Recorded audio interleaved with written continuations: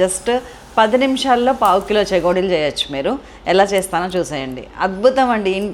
ఇంట్లో ఉన్న ఇంగ్రీడియంట్సే, అసలు బయట నుంచి తేవాల్సిన అవసరమే లేదు. జస్ట్ పసుపు, ఉప్పు, కారం, నువ్వులు, జీలకర్ర, నానబెట్టిన పచ్చిశనగపప్పు, వేయించిన శనగపప్పు, బియ్యం పిండి, ఆయిల్.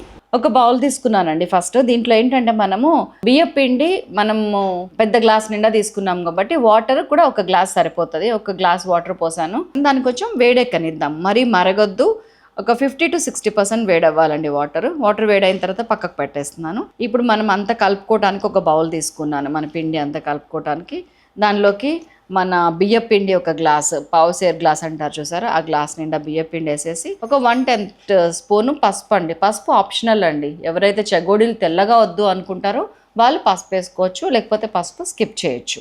ఉప్పు ఒక 1/2 టీ స్పూను, కారం కూడా అంతే ఆప్షనల్. నేనైతే 1/2 టీ స్పూన్ వేస్తున్నాను. వద్దు పిల్లలు తినరు అనుకున్న వాళ్ళు కారం కూడా స్కిప్ చేయొచ్చు. కానీ ఇప్పుడు చెప్పబోయే మాత్రం స్కిప్ చేయడానికి అవకాశం లేదు. అదేంటంటే నువ్వులండి. నువ్వులు బాగానే ఒక 3-4 టీ స్పూన్స్ మన పిండిని బట్టి నువ్వులు వేసుకోండి. అంటే మరీ ఎక్కువ తగలకుండా మరీ తక్కువ తగలకుండా ఒక 3-4-5 టీ స్పూన్స్ అట్లా వేసేసుకోండి.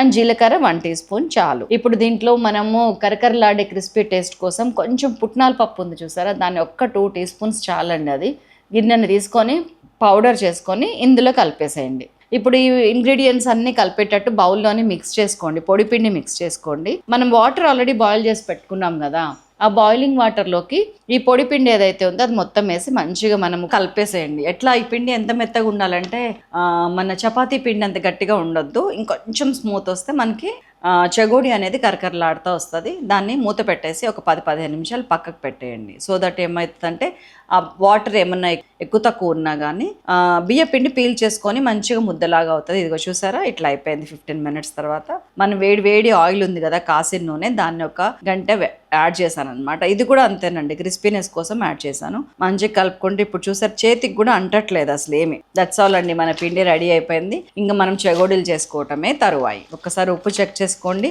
ఇప్పుడు ఒక్కొక్క చిన్న చిన్న ముద్దలు చేసుకుంటూ దాన్ని ఒక్కొక్క దాన్ని అరచేతిలో పిండి పొడి పిండి అద్దుకోండి. ఫస్ట్ రౌండ్గా ఒకళ్ళు ఉండ్రాలు చేస్తూ ఉంటే ఇంకొకళ్ళు దాన్ని ఇట్లా అనుకొని ఇంకొకళ్ళు దాన్ని తాల్చుకుంటా 2 ఎడ్జెస్ ఇట్లా చక్రం లాగా వచ్చేటట్టు రౌండ్ కలిపేసేయండి. మీరు ముందే చెప్తున్నాను, మీరు తీసుకునే ప్రతి ముద్ద కూడా ఈక్వల్ షేప్ ఉంటే కనుక మనకి చెగోడీలన్నీ ఈక్వల్గా వస్తాయి. కాబట్టి ఈక్వల్గా ముద్దలు ఉండేటట్టు చూసుకోండి. జాగ్రత్తగా చేస్తే వెంటనే అయిపోతాయి. దట్స్ ఆల్ అండి.